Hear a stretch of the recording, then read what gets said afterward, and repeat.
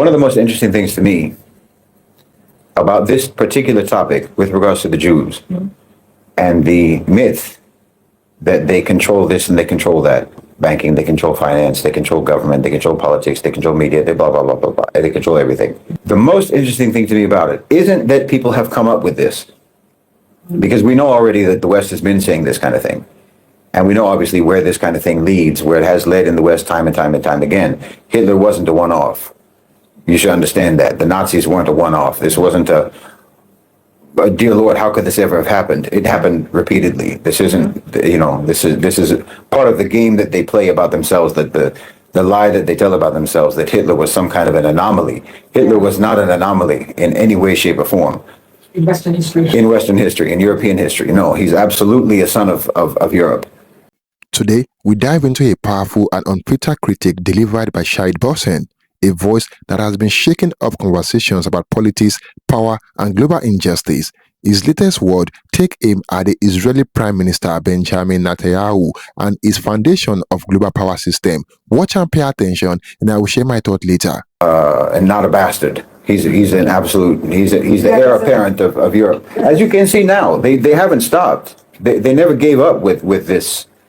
You're supporting Ukraine now with their Nazis, with their Nazi flags, with their Nazi calls, their Heil Hitler, and you've got it in America, in the country that supposedly defeated the Nazis. You're full of neo-Nazis. You got your president doing the Nazi salute.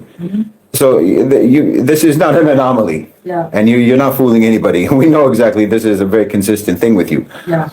So it's not strange to me that they came up with this.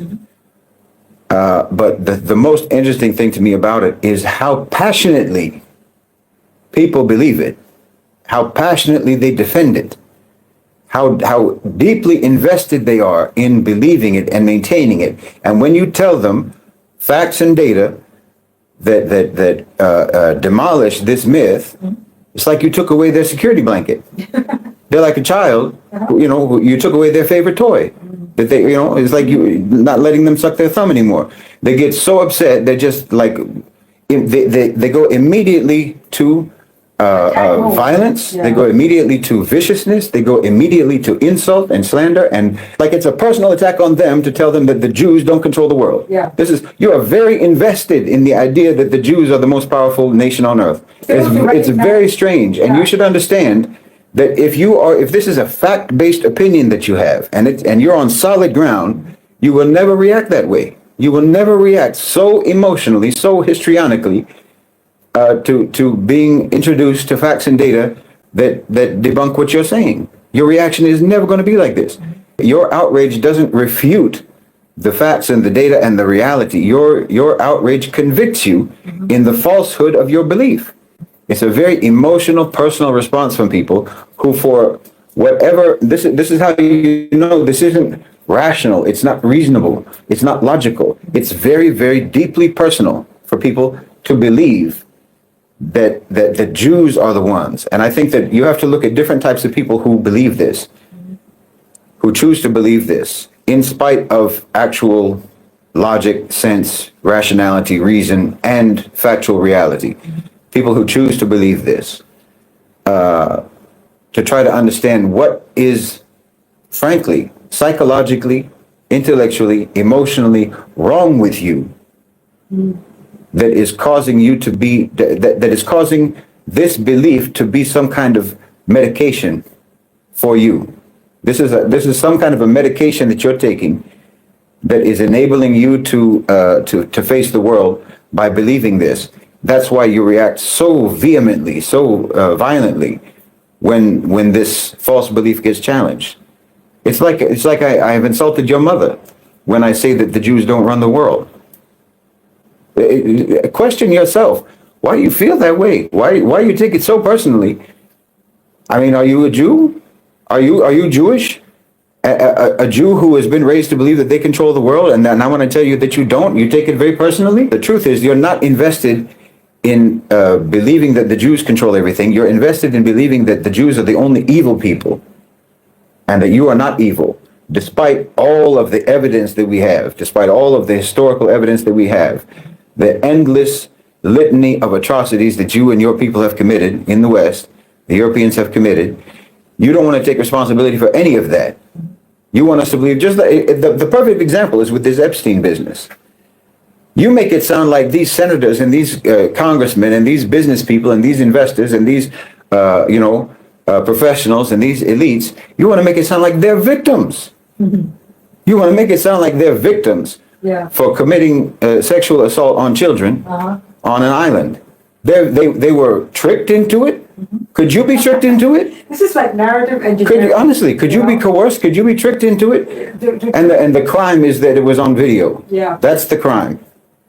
You know, it's the epitome of why you do this, because you're the one who went to the island. You're the one who's the pedophile. You're the one who assaulted a child. You want the Jew to be to blame for what you just did. This is in microcosm. Everything that this is the epitome of the history of the Western relationship with the Jews. Yeah. I posted a picture of the signatures on the Constitution of the United States. I said, this is the original Epstein list. Because the 13 colonies were the original Epstein Island. That was the original Epstein Island, but maybe that doesn't count for you because the victims on that Epstein Island were all African slaves. You know, Thomas Jefferson, everyone knows Thomas Jefferson had a relationship that they romanticized with his slave. Did you know she was 14? He was in his 40s. She was 13 or 14 years old, maybe younger. This is your Thomas Jefferson. This is your founding father. And like father, like son.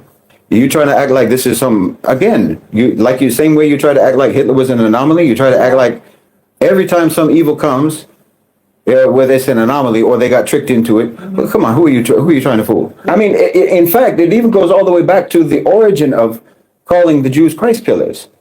Yes. The Romans did that. That was the Romans. The Jews weren't in charge. But you put that off on the Jews too. Now again, see, and then the reaction is, Shahid, why are you defending the Jews? Who said I'm defending the Jews? I didn't say that they don't do evil. Well, I'm just saying they're not the only ones who do evil, and they're not the top ones. They don't have the most power, but you're trying to deflect from the ones who have the most power, who have the worst criminal record in history. You know, just because I say that the Jews are an accomplice and not the crime boss, that doesn't mean I'm defending the Jews. The Jews were under us. Yeah. The entirety of our history. The entirety. They were under us in Medina, and they were under us ever since. Yes. They never ran us. Nope. They never put us in a problem that we couldn't handle. They knew their place, and we handled it. So we know. See, you can't fool us. Yeah. This is what I'm saying. You can't fool us. We know the history. We know what they're capable of and what they're not capable of. And we know that if you're righteous, they can't do anything to you. They can't get you into this or that compromising position. You did that yourself. It's not their fault that you're a pervert. It's not their fault that you dehumanize other human beings. It's not their fault that you can't control your lusts. It's not their fault, that you are what you are. They didn't make you pirates. They didn't make you rapists. They didn't make you pillagers and plunderers and colonizers. They didn't make you do that. You were that, and they participated in the profit making. Yeah. So because why wouldn't they? Yeah. They don't have a higher level of morality than you do. Kufar's kufar. The Western so-called civilization. You're evil. This is in your character. Evil is in your character because of your culture. Don't misunderstand. And I've clarified this many times. This isn't racial. That's not even a thing. It's not genetics. Yeah. This is your cultural background. This is what you inherited over time, over hundreds, if not thousands of years. This is how you became. We could overlook it. We could pardon it if it was a slip. Right. But it's not a slip. Yeah, it's this is absolutely a feature. It's not a bug. I mean, don't you? This is the question. Don't you want to know how the system works? Don't you want to actually know how the system works?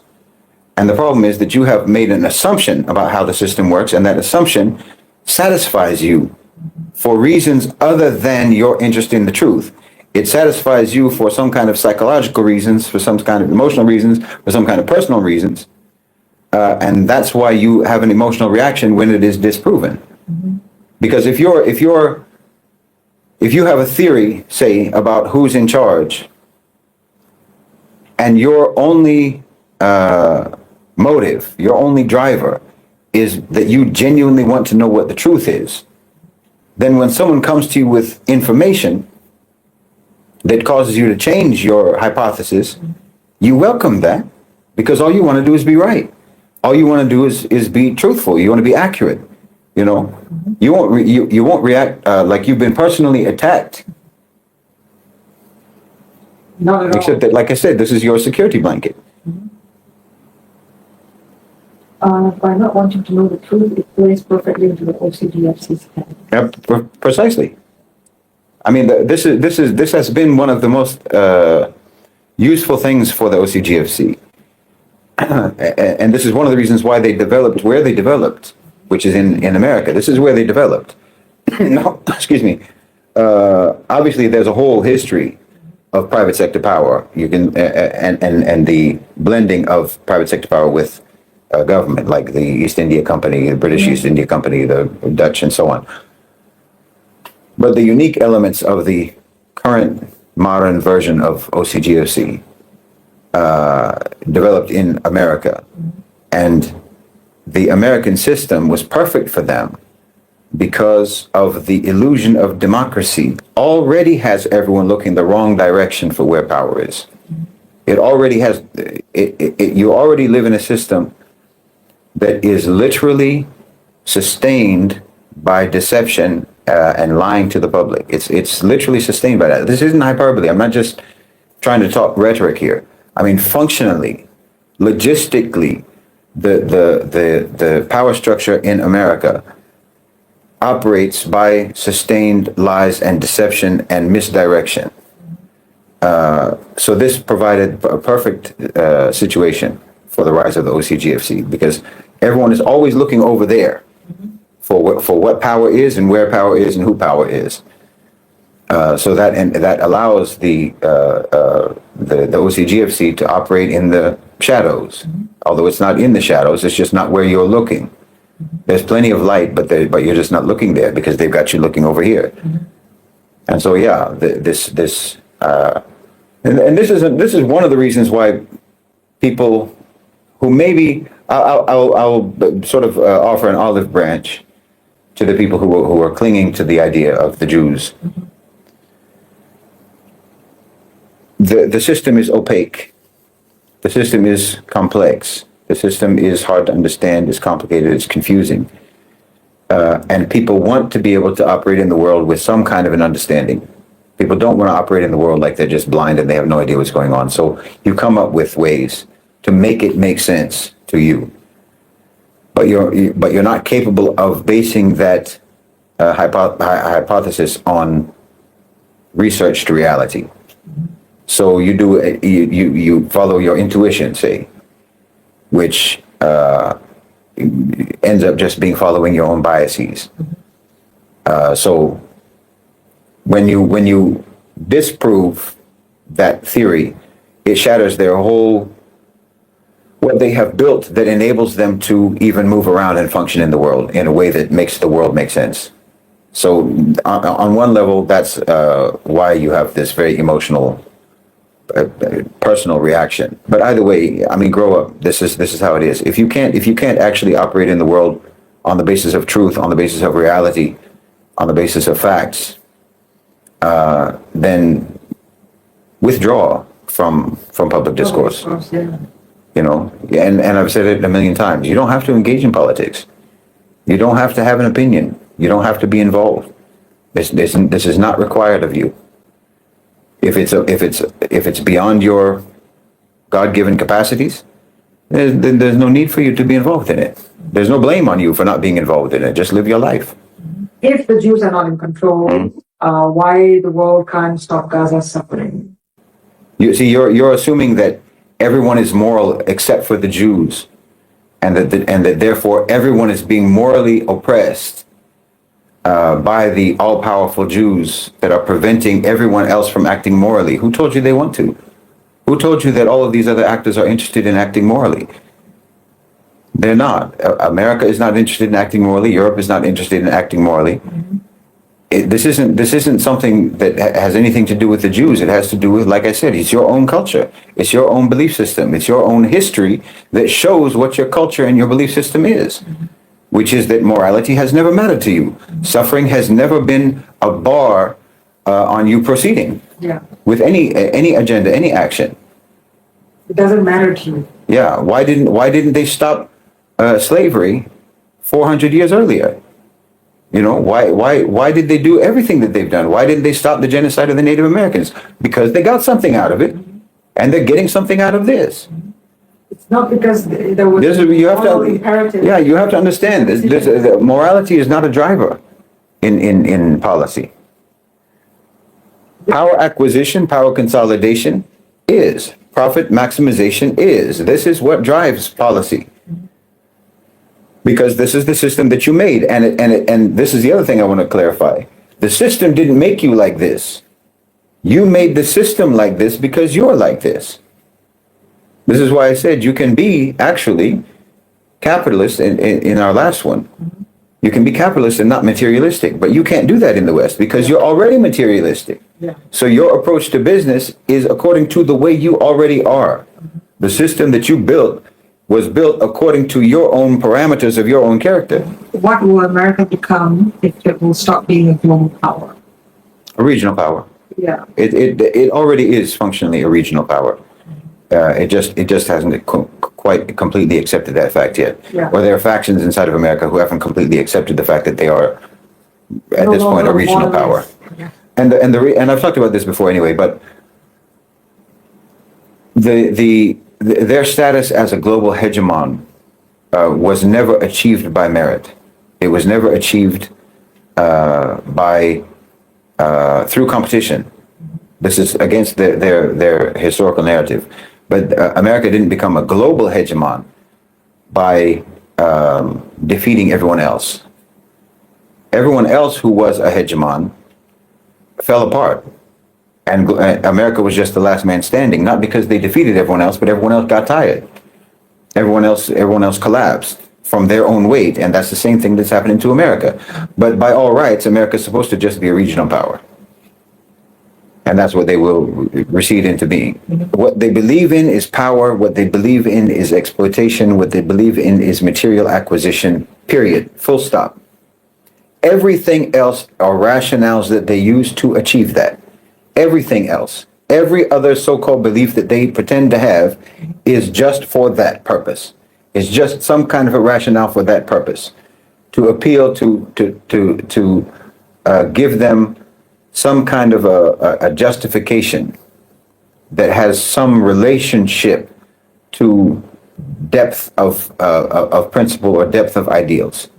Whether we're talking about positive ideals or negative ideals, whether you're talking about neo-Nazis or you're talking about woke or what have you. They don't believe any of that. None of them believe any of that. Their belief in the marrow of their bones is power consolidation and material acquisition of resources. They're not deeper than that. That's as deep as they go. Everything else is just decorating that very core primitive reality. Here's an example. There's a recent thing going on that you probably are aware of if you speak English and if you consume any media at all. There's this American Eagle ad campaign for their jeans with this Sydney Sweeney, right? Mm-hmm. And there's this huge controversy because the ad is seen as a dog whistle for eugenics and white supremacy. Right. Okay. The company, American Eagle, does not care about any of that. But they know that you people will argue about it.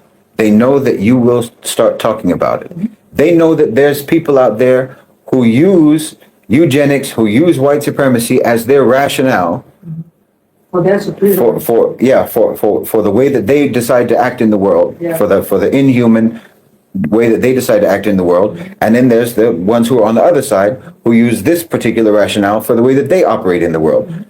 But both of them are operating in the world the same way, and the one who is getting them to argue is operating in the world the same way by using Your beliefs and ideals and morals and principles and what have you, just as a way to make money. This is all that that's about. Their stock went up like $400 million off of the back of those ads. free Mission access. accomplished. Yeah. That's all they care about. If you think that American Eagle is trying to push eugenics and white supremacy, you're crazy.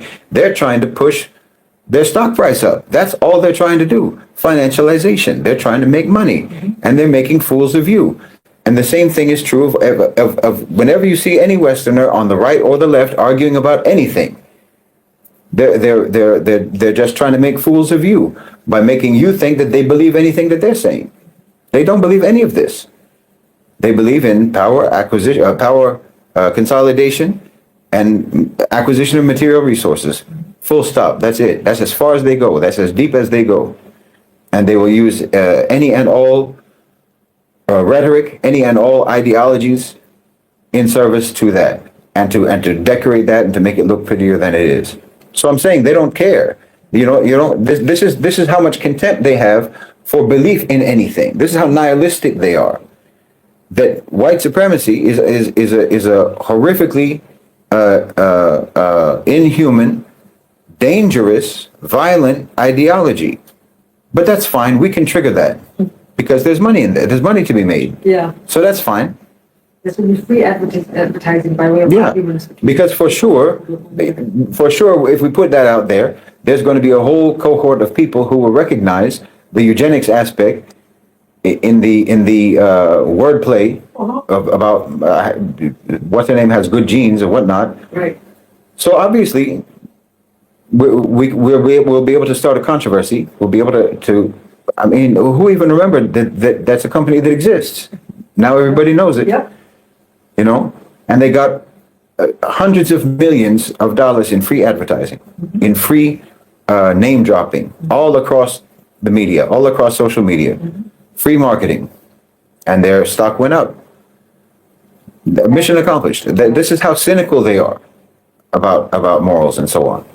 You have to get up to speed. We really have, we as a people, and I'm not even just talking about the Muslims.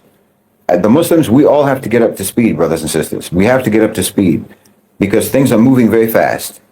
And if we're moving into the future, if we're moving into the second half of the 21st century, and we're still kicking around ideas like, oh, the Jews control this, the Jews control that, the Illuminati, the Masons, and what have you, and you still haven't understood the basics of power dynamics, you're going to get left behind. We're going to get left behind because things are moving very fast. And what we should be talking about is what's coming next. But we spend so much time just trying to get ourselves up to speed about what is now that we can't even start talking about what's coming next because we have a lot of challenges upcoming.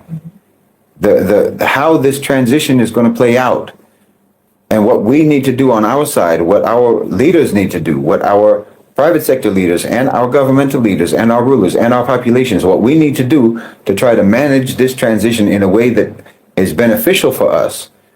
Because the OCGFC are predators. I've said it 1,000 times. The OCGFC are predators. They're never going to stop being predators. They're never going to stop being the way they are because, again, the system didn't make them.